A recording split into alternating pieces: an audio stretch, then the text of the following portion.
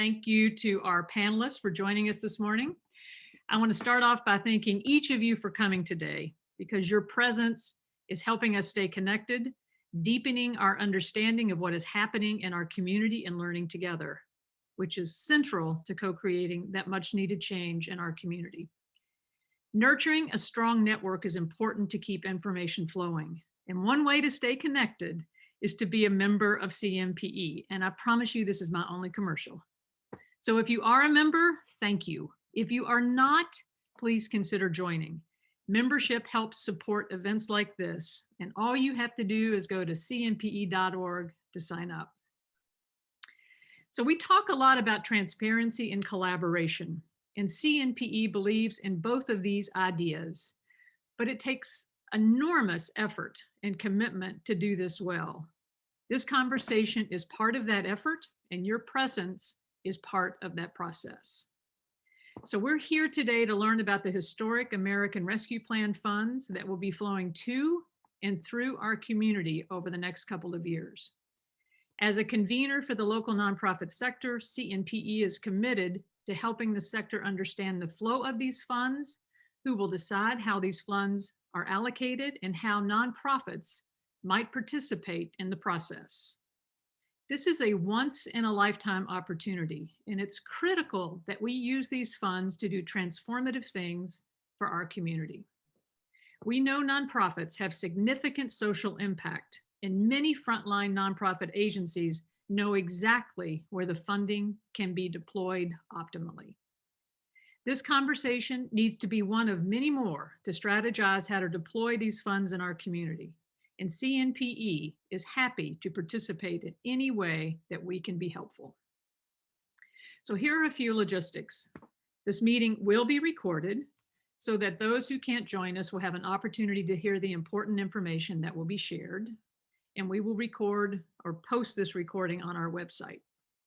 And because of the large number of people, we're asking everyone to stay on mute. So please put your questions and comments in the chat, and one of our hosts will monitor it as we go, and we'll get to as many questions as we possibly can. We also encourage you to set your view on speaker view instead of gallery, so you can actually connect a little bit with the speaker. As you know, or may know, CNPE is committed to ensuring that our program reflects the diversity of organizations in our community and the people in them. To that end, we need to understand and monitor who is participating in programs like this. So I'm going to ask Merv Antonio, will you please put up the demographic anonymous poll? And this data will help us develop a deeper understanding of which voices we're attracting, and perhaps more importantly, which voices are missing. Rest assured, this poll is anonymous, and any reporting using this data will be in the aggregate only and will not contain any personal identifiable information. It's only 3 simple questions, shouldn't take you more than 30 seconds to do it. We hope that you'll take a moment and participate. So Merv, you're going to have to tell me when you think we've got most everybody.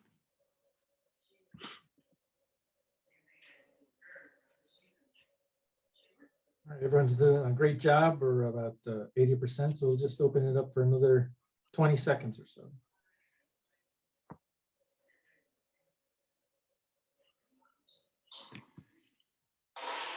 We appreciate you participating in this.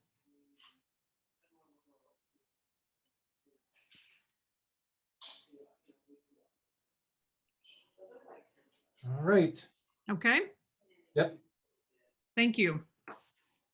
So it's my pleasure to introduce our panelist and our moderator. We have with us today from the Mayor's Office, Margaret Handmaker, who serves as the Executive Director of the new Louisville Accelerator Team, which will work with city agencies, Metro Council, and other partners on priorities of the Federal American Rescue Plan funds. Joining Margaret from the Mayor's Office is Jeff O'Brien, who is the co-chief of Louisville Forward, the city's community and economic development agency. From Metro Council, we have with us Bill Hollander of District 9.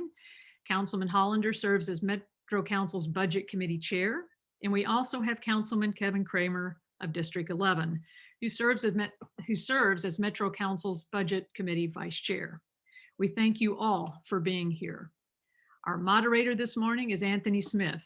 Anthony is the Executive Director of Cities United, a national organization headquartered in Louisville. He's a CMPE board member and co-host of CAN, the Community Activation Network. Anthony will lead the panelists through an initial set of questions and then take questions through chat for the remainder of the program. Like our CAN meetings, if you're familiar with those, we ask that you be candid and real and respectful. This is an opportunity for you to ask your questions and for all of us to learn. Before turning it over to Anthony, I would like to thank the behind-the-scenes CMPE crew. Merv Antonio, our Director of Learning, for handling logistics. Ed Cordes, our Director of Consulting, who will monitor the chat, and Garrison Cox, who's the Director of Communications, who helped get the word out about this event. So it's my pleasure to turn it over to you, Anthony. Good morning, folks, and thanks, Ann.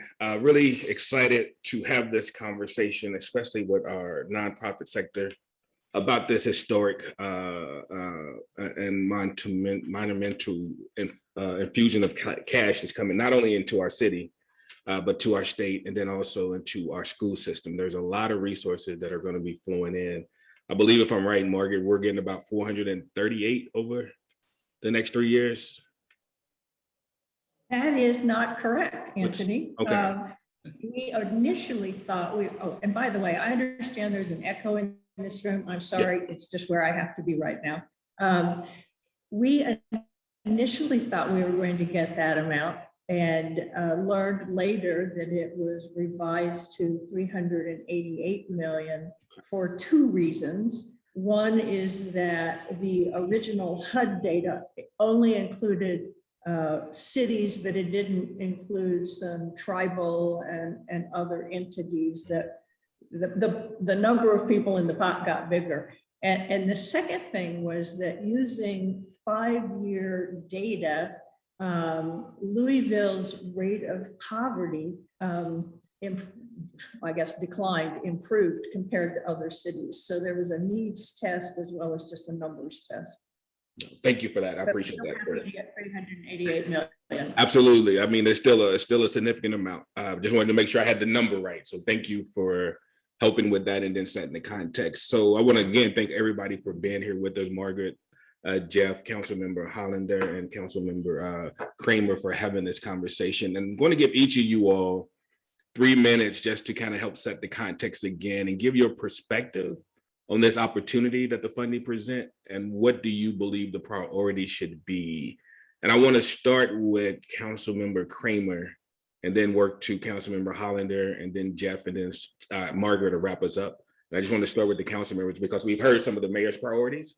So I just want to hear where some of the council members are coming from as we have this conversation. So Councilmember Kramer, if you don't mind.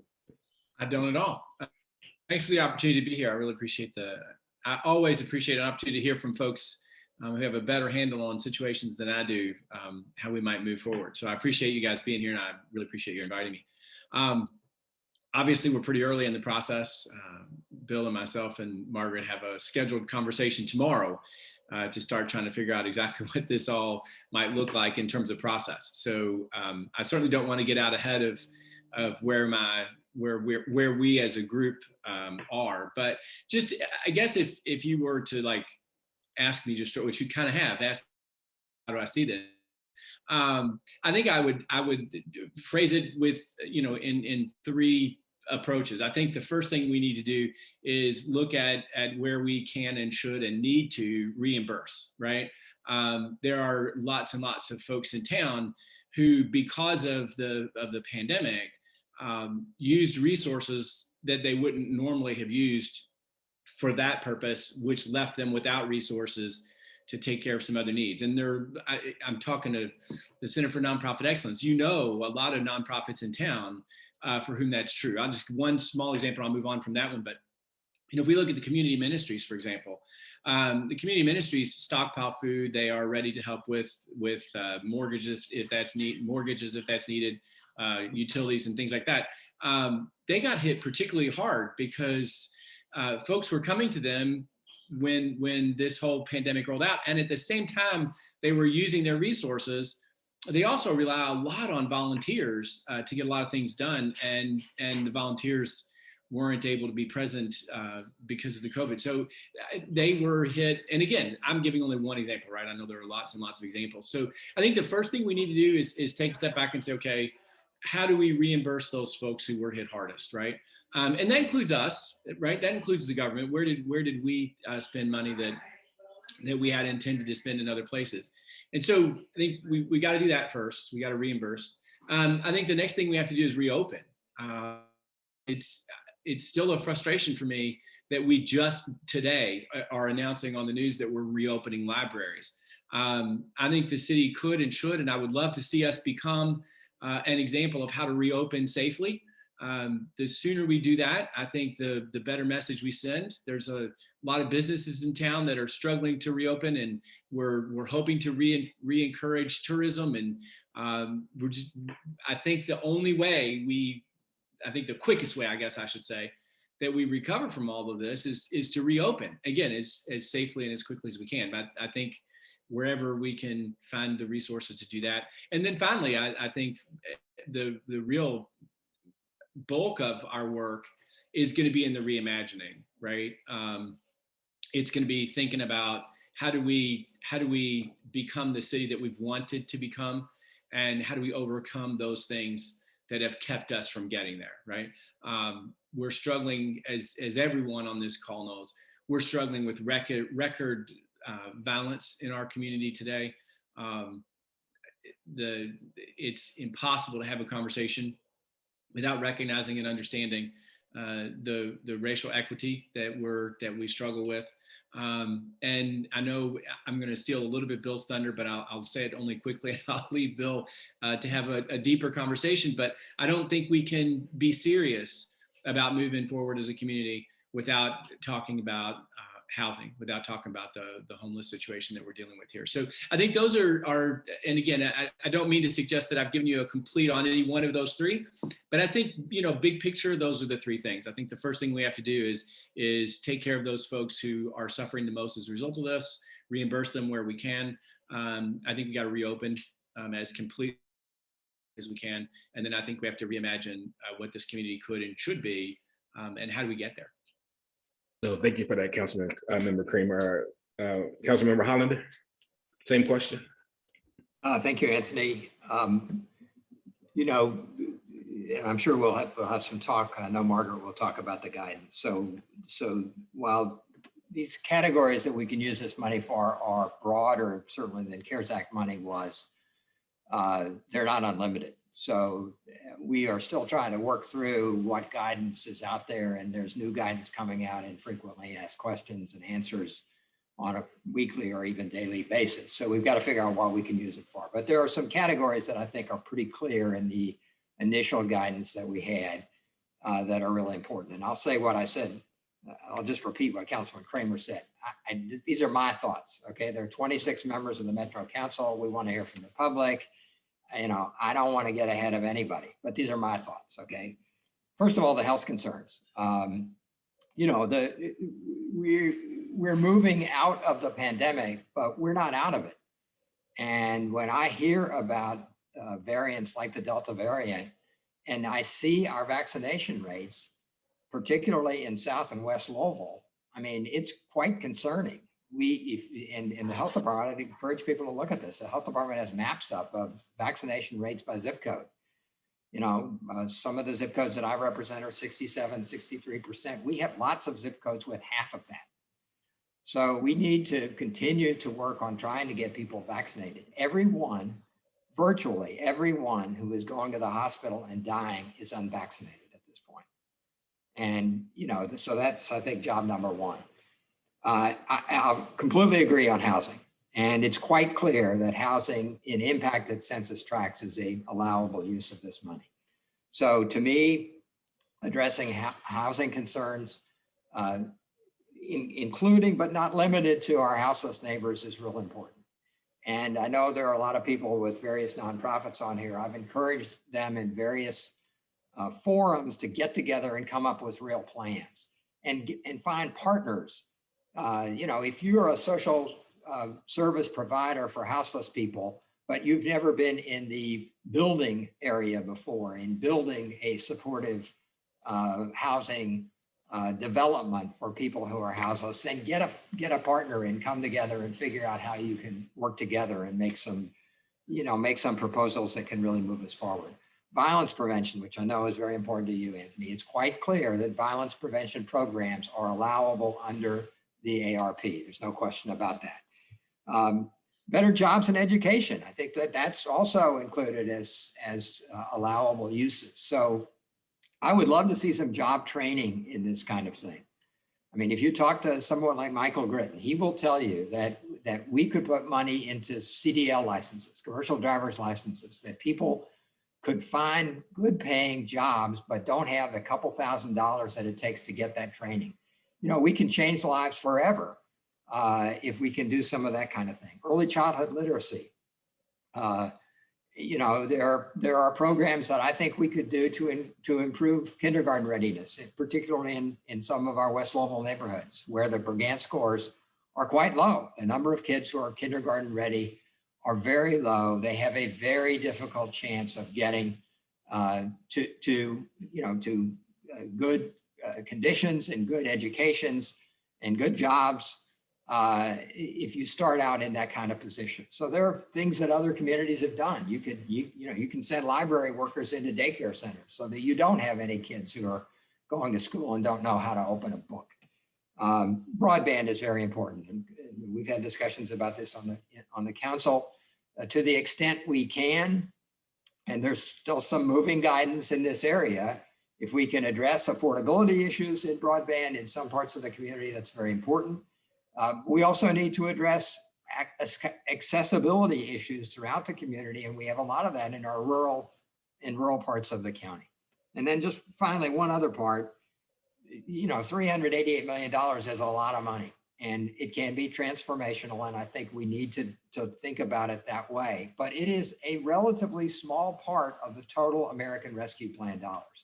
So we have, for example, home ARP money, which is not part of that 388. That can be used for these houseless initiatives that I'm talking about, something really different than what we have done in the past. There's money for small businesses. There's money for a variety of things. And we need to, as a community, figure out a way to make sure that everybody who can access that money is doing so. I think that's a very good use of ARP money if that's allowable. So those are just some thoughts initially. No, thank you for that, council member. And also, as we think about the 388, again, I just want to elevate the JCPS has a bucket, and some of these issues that you brought up could also be in partnership with them. So how we coordinate all of these resources that are coming into this city is going to be really important. And I think, to your point, we could be transformational, and to council member Kramer's point, we could be the city that we wanted to be. So how do we see that? I want to shift it over. Point on that, Anthony. So the child tax credit, and I've heard Congressman Yarmouth, who of course had a major role in playing in the American Rescue Plan. I've heard him say that he thinks the child tax credit expansion may be the most important thing in the entire bill. I mean, it can lift thousands and thousands of people in this community out of poverty. Making sure that everybody who's eligible for that child tax credit knows how to claim it and get it is really important also. So Absolutely. No, thank you for that. Appreciate that. Let's go to Jeff for your opening remarks and your perspective on the dollars. Good to see you, sir. Good to see you, Anthony, and thank you all. It's good to be with all of you this morning.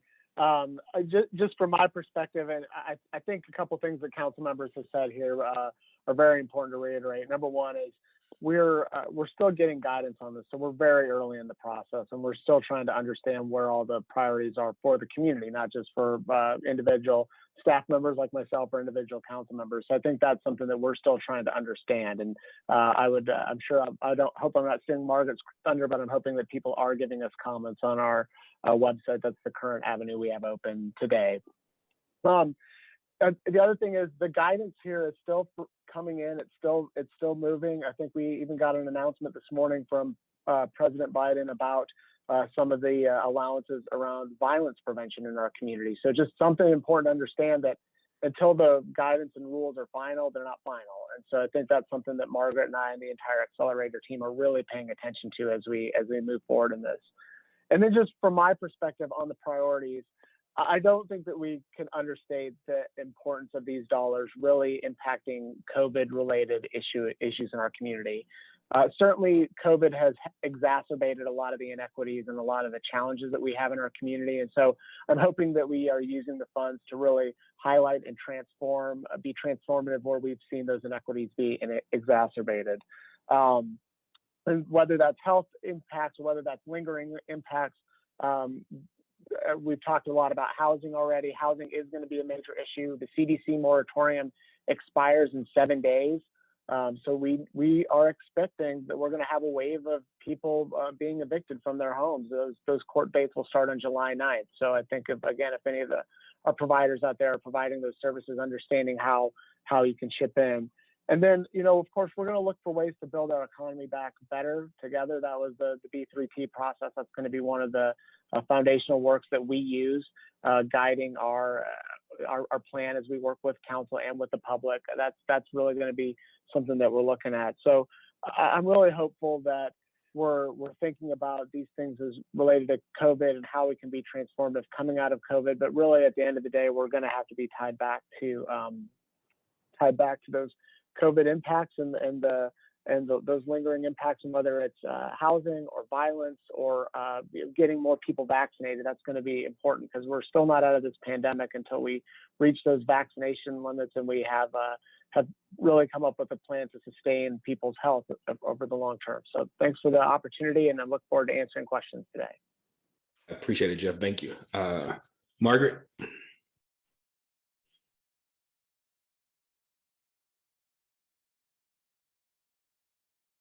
Sure. I'll be the I think you're frozen, Margaret. I don't know if you're having internet activity. cleanup. Both of the, can you not hear me? You can't? Now hear we me? can. Now we can. Okay. I'm not seeing anything on my screen that shows I don't have internet. So the councilman and Jeff and I have already talked about this a lot, and we are very much of one mind. So I would just add that our approach to selecting initiatives is that we want to look at systems and coordinated approaches within a system instead of piecemeal projects. And to emphasize what's already been said, when we issue RFPs, we hope that proposals will be very collaborative and coordinated between agencies. That's what we're looking for. We're looking for lasting change that makes a lot of sense and not piecemeal solutions. Thank you for that. Question just to that point, Margaret. How are you all partnering with other entities like the foundations and corporations to kind of really coordinate those efforts to say, this is what we know we can do, but this is where we also need support? Because I think if you all are going to be getting a number of proposals for resources, that 388 goes fast. So how are you all partnering with other entities that could provide other resources to support? So there are two prongs of that. One is for the proposers themselves to bring collaborative solutions to us. But secondly, we're talking with other potential funders, as you mentioned, the foundations. And once we get proposals and we begin to build what an initiative might look like, the funders have said, come to us, we can talk about how to close gaps. So we've started those conversations. And then with corporations, we're hoping that some of their own programs will support whatever initiatives are started. So we're talking about process at this point, but not specific opportunities. Thank you. I appreciate those opening remarks. And there's a lot of opportunity, it feels like, for us to be transformational, to really lean in and shift the dynamics of this city and the country. But also thinking about it, and I heard it loud and clear from all of you all, really is around investing where we have not typically invested at, and stabilizing some communities that have been unstable and disinvested in for years. So as we think about this opportunity and taking time, as you all have also said, to step back and reflect, not only on what's happening over the last few years, but also just thinking about what's happened in this city over the last 18 months with the murder of Breonna Taylor, the uprising and the consistent protests asking for something different. And we do believe, and I heard Councilmember Creamer talk about we can reimagine and imagine and really build out a city that's for all of us and not some of us.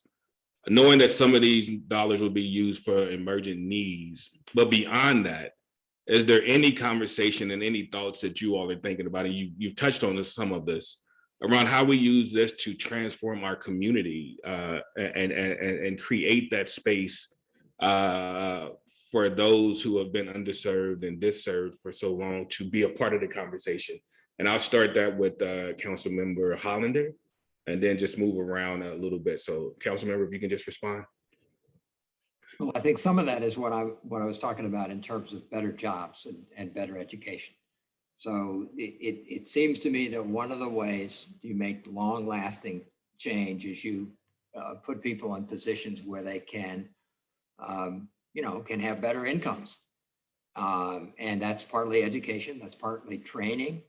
I think that should be a big piece of what we're talking about.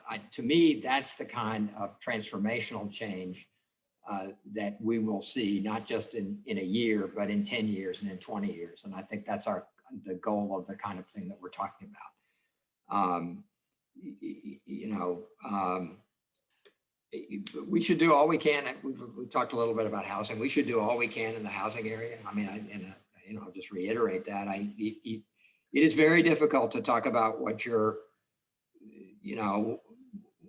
just mentioned if you don't have a safe, decent, and affordable place to live. I mean, to me, that's the foundation of being able to improve your education, being able to work.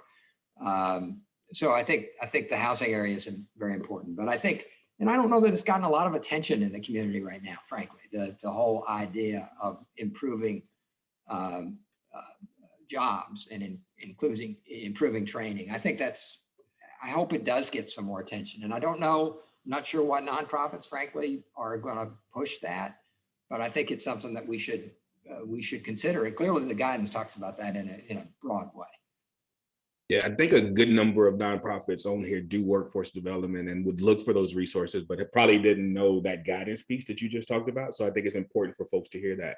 And I know a good number of folks on this call, and Gritton and his team think about that every day and are always trying to figure out solutions for that. So I think these dollars are important for that. I do want to go to Councilmember Creamer. And when you talk about reimagining and you talk about having it the city that we want it to be, what does that look like for you? I think Bill hits the nail on the head. I think it comes down to, we've got to find ways to make it possible for those in our community who have not had opportunities, who haven't been in a position to take advantage of what the economy has to offer. And I think education is the answer. I agree. I think that's the direction that we need to go. But I would say this, I'm not sure. I think education is the future, right? I think that's where we have to move. But we have a very immediate problem on our hands right now that education won't fix. If we don't get our head around the violence that our community is experiencing right now, I don't know what impact education has going forward. We're losing young folks at an incredible rate, and the unfortunate truth is most of the folks who we're losing to homicides in our community are African Americans, and overwhelmingly African American men. When you look at the numbers, 99 homicides so far this year, and the overwhelming over 80% of them African American men, and we don't have any. Right now, we're struggling to bring justice. We're struggling to say to a family who's lost a loved one, we have a pretty good handle on what happened. We are at such a loss to offer any kind of comfort to these families, and the violence is just breeding violence. So I agree that looking forward, education is where we're going to have to end up, and I think too, housing obviously is a piece of that. But I think we have to immediately respond to what our community is experiencing around violence. Thank you for elevating that, Councilmember Kramer, and I think that's a key piece. And Margaret and Jeff, if you all can talk about how the mayor and you all are seeing this as a team around how are we going to use these dollars to transform community. And just to Councilmember Kramer's point, are we looking at public safety as a piece of these dollars, and how are we thinking about amplifying that? So just one, what's the transformational framework that you all are using? And then two, are any of these dollars going to be allocated for public safety to help get a handle on and keep people safe, not just think about the criminalization of and the solving of the crimes, but how do we disrupt this cycle of violence that has its grips not only on our city, but on our country?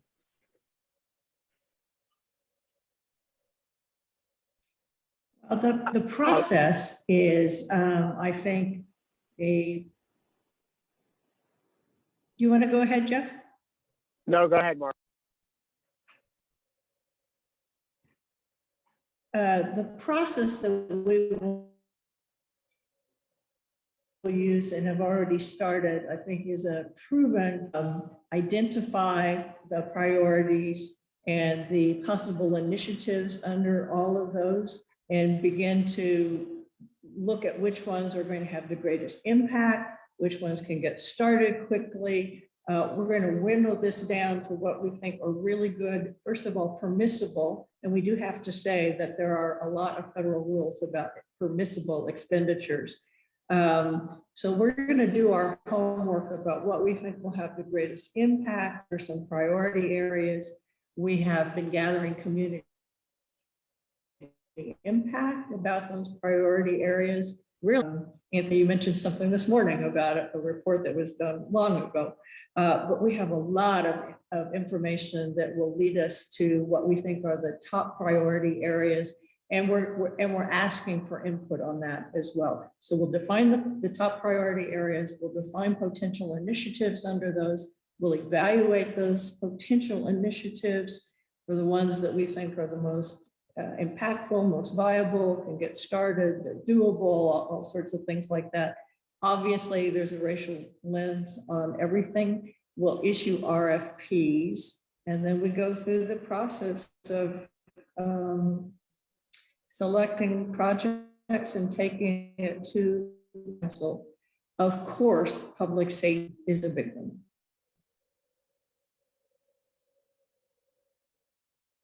I'll pass it over to Jeff. Okay.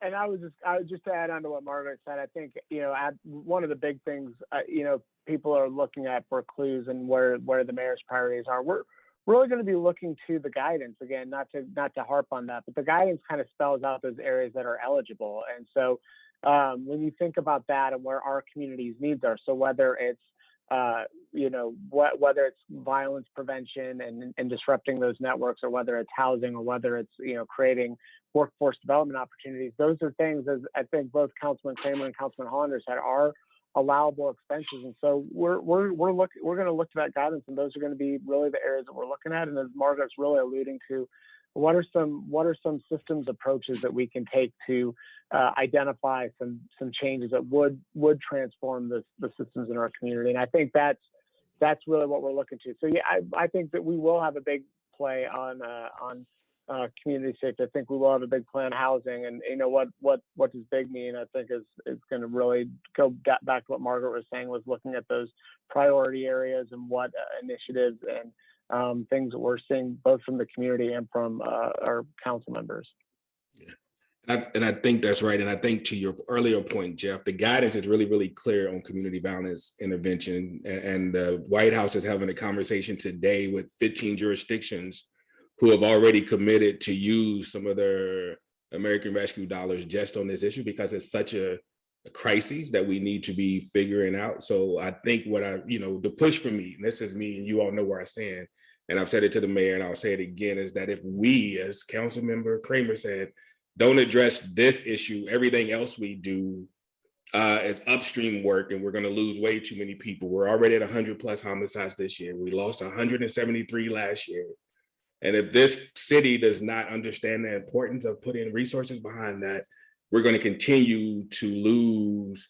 And that's a loss of young Black talent, young Black men that could help run and change this city and change the culture of the city. So last question for me to you all, really, and then we'll open it up for the chat, is at what point in the allocation process will nonprofit leader sectors, leaders from the nonprofit sector have input into the decision-making? What mechanisms are put in place to ensure that we as a nonprofit industry sector has a voice? And how can we assess that? I know there's an online survey that's general, but I do believe, and you all have said it in this conversation, that the nonprofit sector has an important role to play. How and when are we going to be engaged, and what would that look like? And what mechanisms do you have in place? And I guess that's more for Margaret and Jeff.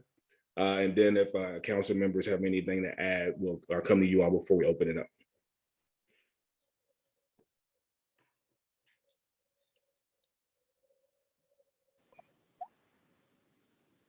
So, Anthony, what mechanisms do we have in place for determining what percent will go to nonprofits? Is that No, for nonprofits to have a voice in the decision making, not just where the money, if the money comes to nonprofits, but where and how the money is allocated and what role.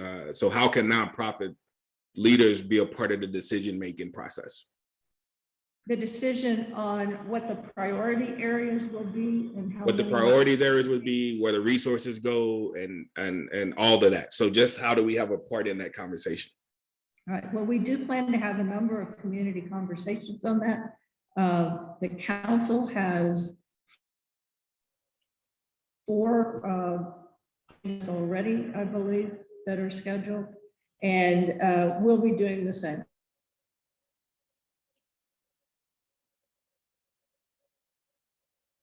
So Anthony, I'll talk about that a little bit. Yes. We will be having, and as Councilman Kramer said, he and I are meeting with Margaret in the morning. So we will be talking then about the process. But what's been initially laid out is a plan where we would begin having some meetings, council meetings, where we would get public input. I think the first step that we've talked about so far is public input on what should these big areas be? What should the priority areas be? And once those are established, I think then the likelihood is that sometime in probably August, there'll be requests for proposals in those priority areas. And again, I don't want to get ahead of anybody. It's just my idea of where we're, I think, talking about. So I think we need to set some priority areas with public input in that discussion, and then begin the process of saying, okay, how would you address these priority areas? And Margaret, if you disagree with that, any of that, let me know. But I think, so for people who are concerned about, well, how long is this going to take? I mean, I would hope, and I think the schedule that we've kind of seen and has been shared with council members is, by October, we would be making final decisions on projects. So I know that may sound a little bit long, but it's almost July. So we're talking about a 2 or 3 month process. And I think that's kind of where we are at this point. I know everybody wants to know more. Yeah. But the plan is to get public input from all over the community. No, thank you for that, council member. Jeff, can you give us the timeline real quick before we go into questions?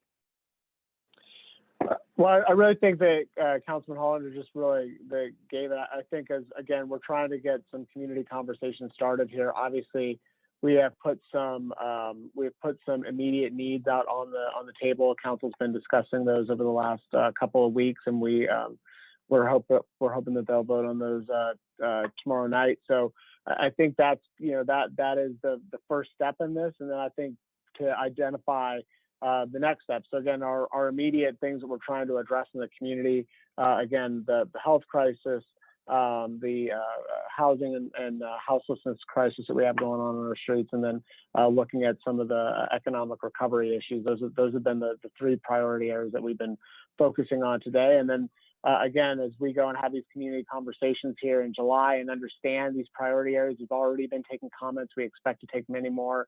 Then we'll be looking at late summer or fall to be actually taking, applications in from community. But I think really the first thing we've got to establish is where our big priority area is going to be. Again, falling back on some of the efforts that we've already done and already been through. So whether it's that includes the Advancing Racial Equity plan that we came out with last year, and then of course the Build Back Better Together initiative that we went through last year as well. So those will help us, but really understanding that guidance and where the community's at today is important before we start allocating, before we go to council and ask them to allocate $388 million. They're certainly going to want to know where the community's at as we get out in the neighborhoods and talk to people. Thank you for that. Let's go to the questions in the chat box. Ed, if you don't mind kind of fielding some of those, and are we allowing folks, are we unmuting folks to answer their question? Or are we just going to answer? Well, we've got plenty in the chat right now. So let's start there. There's a lot about ensuring that we're hearing voices from all over the community. So some questions around how are we going to ensure that the grassroots, BIPOC led startups and social innovators can have input into these funds. They don't have grant writing staffs, a lot of them. They don't have this sort of historical legacy around some of the established nonprofits have. The notion that going out, are there going to be measures to go out and actually go into neighborhoods, go into areas rather than requesting that people always come downtown or to Metro Council? How are we going to ensure that we're getting voices at the lowest grassroots levels where frankly the needs are best understood and the solutions actually lie? I'll answer part of that. And I saw Val's question about that. The current plan is not to have all these hearings in Metro Council chambers. I don't care if we have any in Metro Council chambers. So I think there are plans to have these in various parts of the community, all over the community.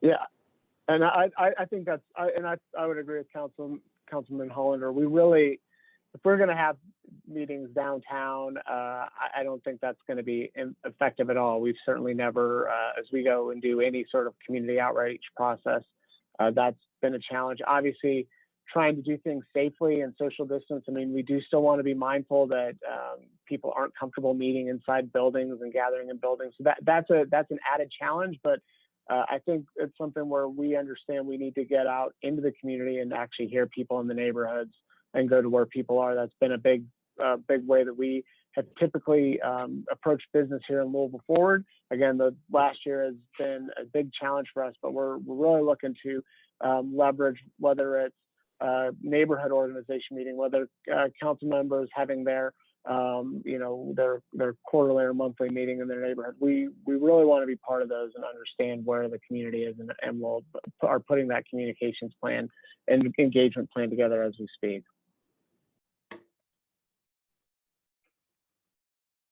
Next question, Ed. Sure. There is some concern around the burden of a formal, complicated RFP process will be for some smaller organizations, and it's all they can do to do their programming. They don't have the staff to do that. What consideration is going to be given to those organizations, or is everyone going to be required to complete a large, complicated RFP? I think this is really where we get to the point of partnerships, and that is really going to be important here. Unfortunately, these are federal dollars and they have a lot of strings on them. And so for any of our nonprofits that use federal dollars, you'll be familiar with those reporting requirements. At this point in time, the guidance that we have has had some extra challenges around some of the reporting and accepting of funds. So I think we're noting those things in the Federal Register, making comments of those with our friends in Washington and with Congressman Yarmouth's office and with our other advocacy organizations that advocate on behalf of cities. But right now, the way that we have to think about these things are in a formal process. We're hoping that some of that changes because we know that those are impactful to our nonprofit community and frankly anybody that's trying to get a smaller project off the ground. So, but right now we have to live with the guidance that we have, and we're trying to prepare as best we can for those stringent reporting requirements. So the best thing I can offer today is, look for those strategic partnerships. Can we leverage partnerships and leverage resources to try to pull those things together? So I think that's really the best I can offer. Just know we're trying to work with as best we can within the federal rules to get those dollars deployed in our community in the most efficient manner possible. Next question. There are some concerns about the timeline, 3 months. We have plans for plans, but no details. So when will entities, organizations, the community have concrete plans for how this money is going to be, how priority is going to be determined, how organizations, entities can apply for funding? When will we have those details? And is there an opportunity actually for community input on how this process, input into the process itself? Yeah, so I guess I mentioned the 3-month timetable.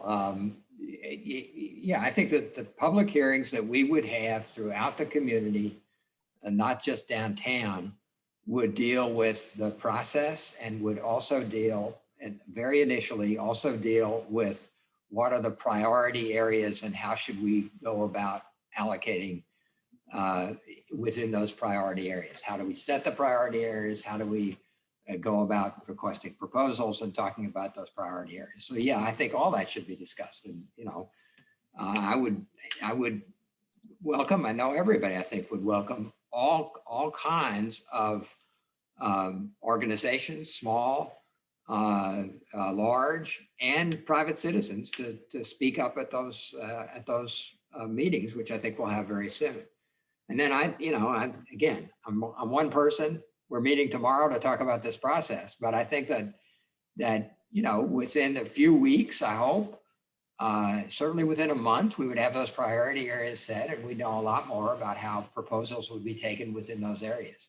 I will just share one concern of mine. So it's sorry about that, Selena. I just was one concern I have about these meetings, and frankly, I would like to begin these meetings with a little bit of description of what the current guidance says, because this money is not unlimited. There are federal guidelines that say how this money can be spent, and while everybody has an interest and has lots of good ideas and projects, it won't really advance the conversation very much if we get a whole lot of ideas and suggestions that the federal government will not allow this money to be spent for. So I think somehow, and I'd love to have your views on this and your suggestions, because we need all the help we can get. Somehow we have to get to some kind of shared idea as to what the federal government will allow. That will help us get to priority areas. So, and there are some things that, the community needs that quite clearly are not allowed here. So I think that's important. And if you have anybody has thoughts after this conversation about how we kind of get to that understanding, I'd appreciate that, because I think it's really important. And if I could just echo what Councilman Hollander said on the point about understanding the federal rules and guidance that's out there. These things are fairly easy to find, but I do believe somebody put a link already to Metro's webpage, which does contain the federal guidance and the fact sheets. So you can go there as kind of an easy clearinghouse, make a comment, check out the guidance. But I do think that it is very important to get a ground rule understanding of what we can and can't use the dollars for. If I can jump in here with just a little more information on that. On the LouisvilleKY.gov website, on the mayor's landing page on the American Rescue Plan, you'll find an opportunity to provide some suggestions under the permissible areas under this plan. But we also have information about the federal guidance. We've got the interim guidance. We'll put the final guidance there. There are examples of the kinds of things that are permissible. Q&As, if they're not already posted, I think they'll be posted today. We're just going to keep putting this information out there as we get it. And when we are ready to issue RFPs, we plan to have several days of webinars, seminars. I'm not quite sure what the format will be yet, to help people understand how to respond to our RFPs and what some of the requirements are, some practical considerations about the fact that these funds are not an outright grant, they're reimbursement. So an entity that is proposing has to be able to front some money for perhaps 60 days. There are a lot of things that we'll be providing. We're just amazed at the technical requirements and compliance that goes along with this. It's more restrictive than the CARES funding, but we'll help you understand that as much as we can. Anthony, we have one more sort of set of questions that have been asked, and it's around mental illness in the community. It's the root of a lot of our issues. And one, it doesn't appear that in the first tranche of funding, anything was allocated to that. And secondly, where do these folks feel this lies as a priority? Ed, could you repeat that a little bit? I didn't hear all of it. So mental illness, a lot of questions. Yes. Okay. Mental illness. It doesn't appear to be covered in the first tranche of funding. And how does it sit as a priority among you all? Right. It is definitely a permissible expenditure. It's very explicit in the summary that public health includes mental health and substance abuse and addiction. So we will definitely be looking at that. And I just one comment on and I don't know, there was another comment related to that about housing for houseless people won't really work unless there's supportive services. I totally agree with that. And that's really what I got into with the comment about how we need people to collaborate. If we're going to build, and this is just one idea, but if we're going to build for the first time with public dollars, a permanent supportive housing for houseless individuals, we're going to need the support. So we have people who are good at that, but we need them to be connected with people who are used to building and running affordable housing. So that's absolutely what we're talking about. And I think that clearly involves mental illness support as well. And let me just comment about the first tranche. And, you know, there's been a lot of discussion about the first tranche. There'll probably be some more discussion about that tomorrow night at council. It was designed to be emergency needs. So you can make it, and certainly there are people who might say, Anthony's maybe one of them, that there were other emergency needs that we should have looked at. And I understand that. But it was not, it was designed to deal with things that, you know, we have to deal with now, like health, like making sure that people continue to get vaccines and we're prepared for whatever else comes with the pandemic, like keeping people in their homes who might be evicted when the moratorium expires, in a few days. So it was designed for immediate emergency needs. No matter what passes council tomorrow night, no one should think that because it wasn't in this first tranche, it's not important or viewed negatively by anybody. And I don't think the administration thinks that. I don't think council members think that. I think it was just thought that we should have a more collaborative process and get more input before spending a larger amount of this money. It looks like we are close to time. I do think there was a question, and I think Ed touched on it a little bit, but there was a point that Karina made around a lot of the nonprofits who are at the heart of the work are already struggling. And as you all make the deliberations and the decisions about where money going, knowing that all the federal regulations that Jeff talked about, there are some nonprofits who need generated operating dollars who could be helpful with all of the needs that you all just talked about. So we need to be real clear, and that could be where the foundations come in as well. So thinking about how we roll this out and how we not only get the resources to the right folks, but secure industry and a nonprofit organizations that do this work every day and have a team of folks who go out every day to do this work, who can be really helpful in helping us reimagine and redefine what this community is. So making sure that those nonprofits are safe and stable as you all think about this work. And again, and if it's not you all, could it be the nonprofit world? I mean, the foundation world coming in as a buffer to that. So just really think through that. And you're 100% right, Councilmember Hollander. I do believe community violence should be in the first tranche, should be really thoughtful about. If we're not going to use the American Rescue Act recovery dollars, then we need to make sure that the general fund dollars and the proposals that's there, those dollars get passed to support the public safety work that needs to be done at this moment, because there's so much happening that, to your point, housing and stuff helps, but there's already folks who are caught up in that cycle that if we don't do something today to intervene and interrupt, we will reach another record number by the end of this year. And it would be a shame on us as a city not to address that today and then not address it right now. So I'm gonna end my soapbox and turn it over to Ann and allow her to close us out. But I really do appreciate you all for joining us, giving us the insight and some more understanding of where we are and where the dollars can be used and what you all have already started thinking about as city leaders in this work. So Ann, turn it back over to you. Actually, can I break in just a second, Ann, and just Yes. mention that we will be sending the chat text to all of our panelists today. So if we didn't get to your question or your question wasn't exactly answered, you still have an opportunity to get that in front of them. So just a few more minutes to take your last shots.